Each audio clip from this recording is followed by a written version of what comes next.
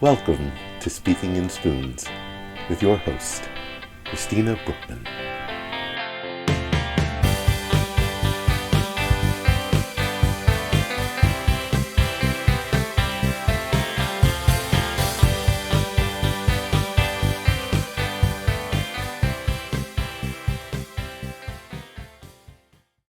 Hi, welcome to Speaking in Spoons, a chronically ill podcast. I am your host, Christina Brookman, and this is a Spoony Sunday.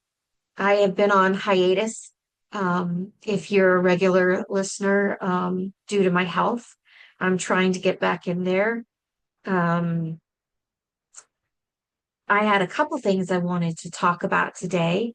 And for those of you that are new to the podcast, we interview individuals with disabilities and also do special topics that are pertinent to the disabled community and their families.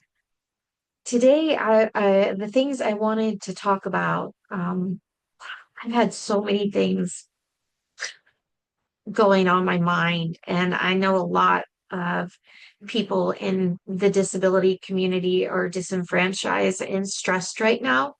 Um, we have Section 504 under attack in many states, and that is the law that basically eliminated institutionalism for children, um,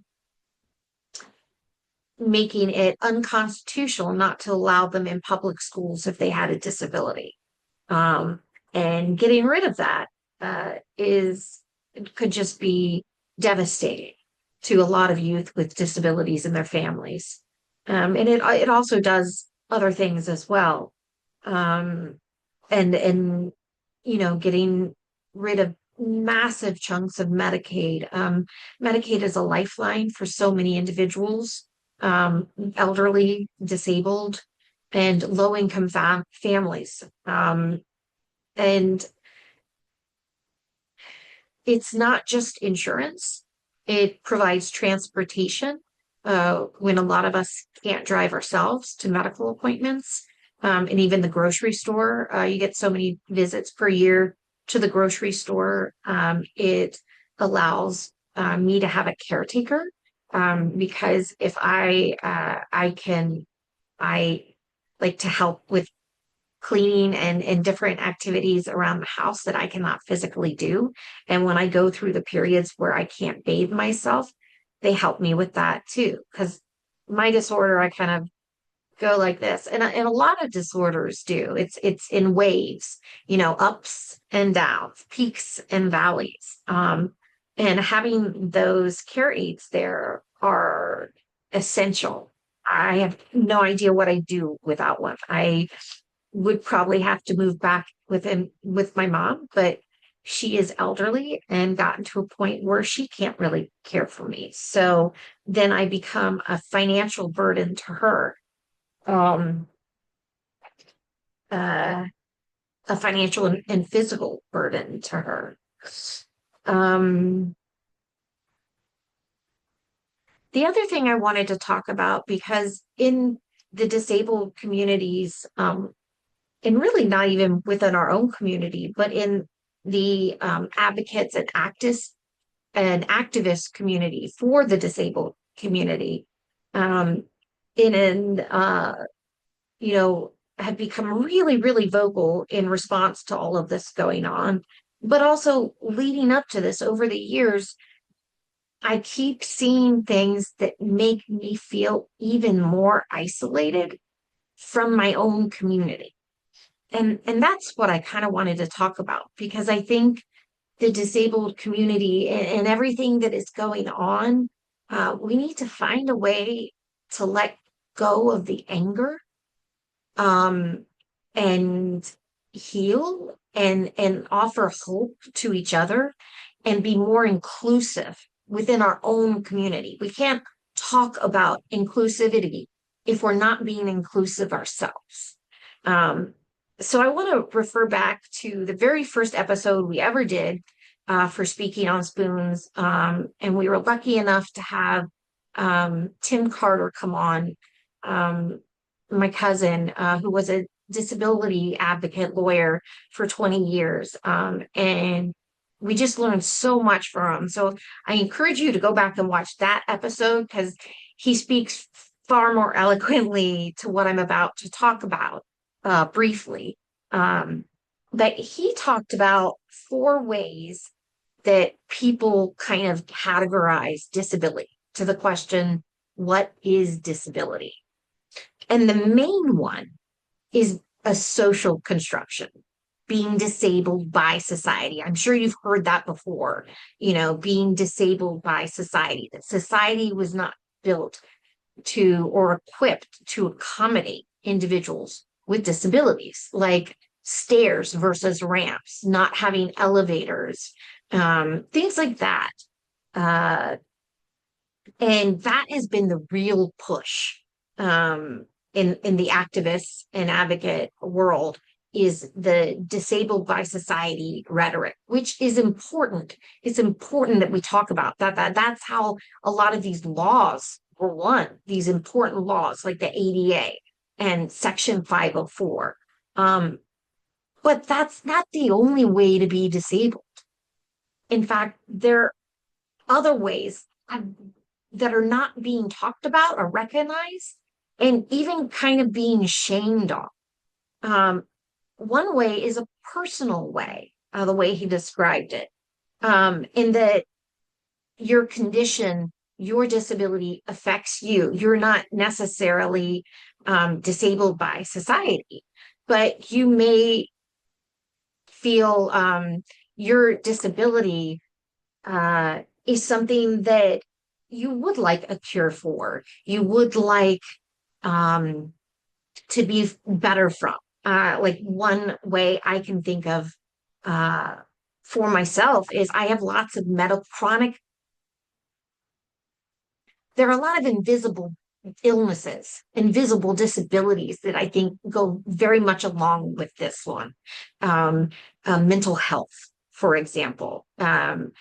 Why wouldn't somebody with schizophrenia want schizophrenia to be cured, want there to be medication that takes that away? I have actually had steroid induced psychosis, and that has been my worst hell out of everything I have experienced in my life, which has been a lot. Going through psychosis is a hell I wouldn't wish on my worst enemy. Or the worst person in the world. It's awful. So imagine somebody living through that every day, and then we shame them for wanting a cure. Or somebody living in chronic pain every single day of their life, severe, debilitating chronic pain. Why is it bad that they want a cure for that? I think we need to stop. If we're going to speak for people with disabilities, we need to try to speak for everybody with disabilities, which is really hard. But right now, we're really only speaking for people disabled by society, and we're shaming the other ones. Like, it's shameful to want a cure. It's shameful to not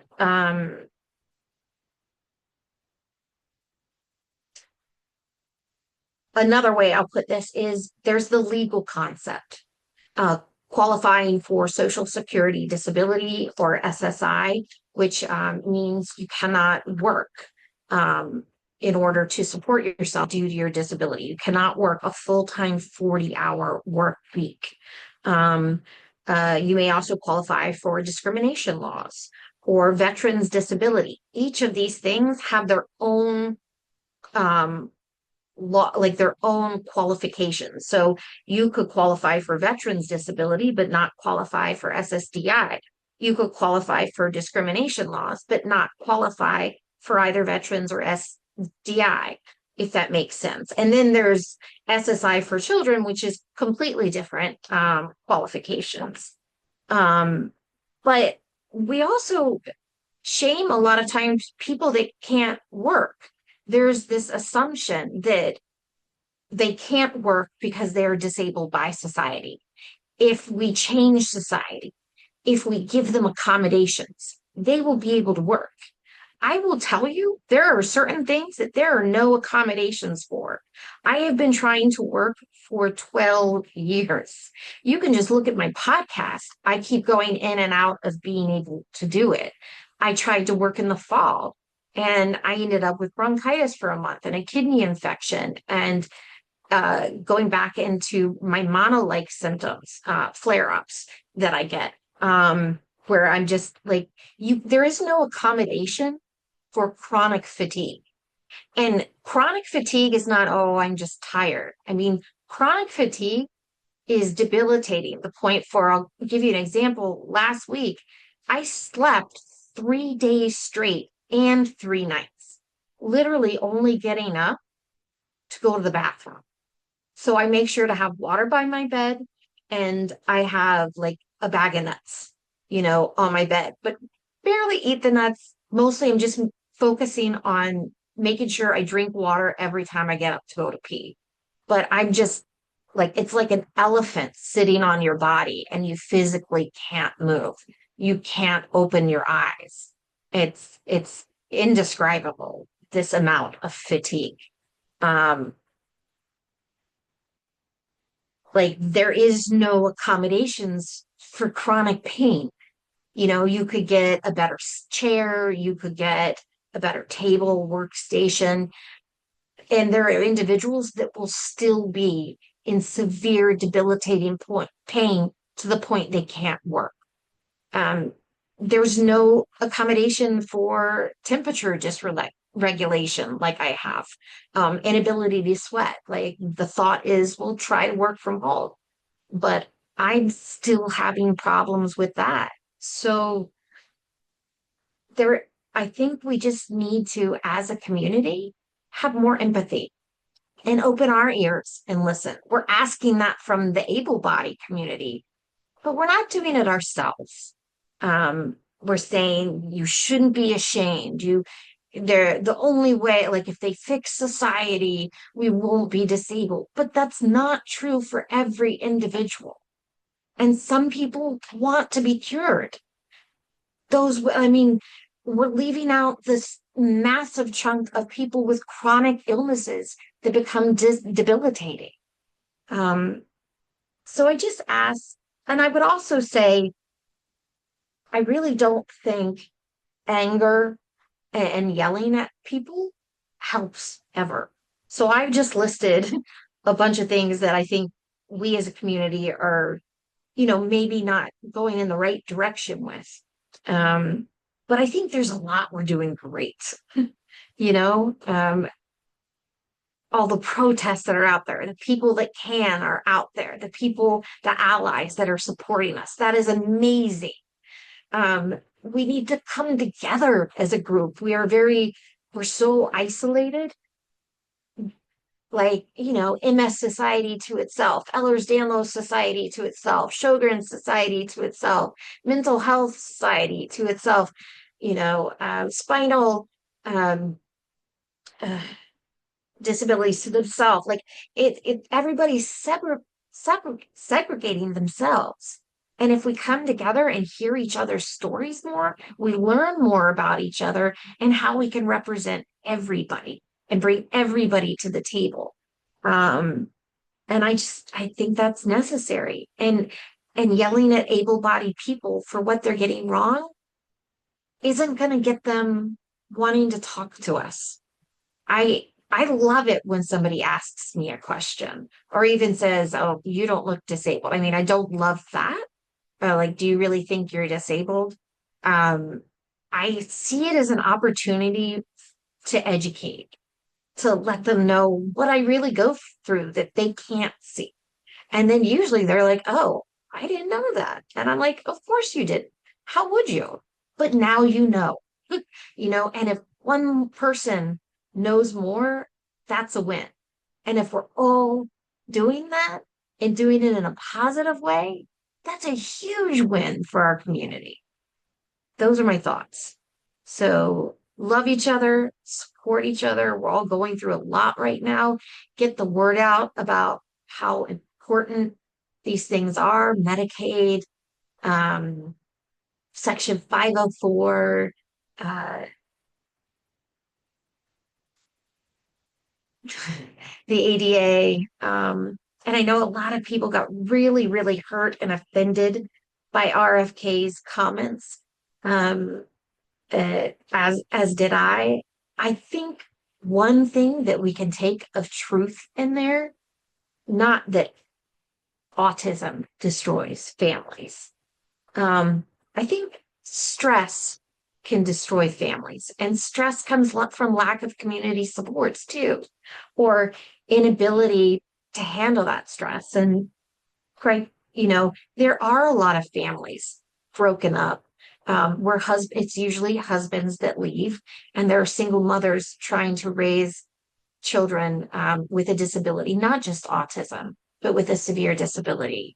Um, my husband left when I became disabled, and that is a high statistic. I know I'm not alone.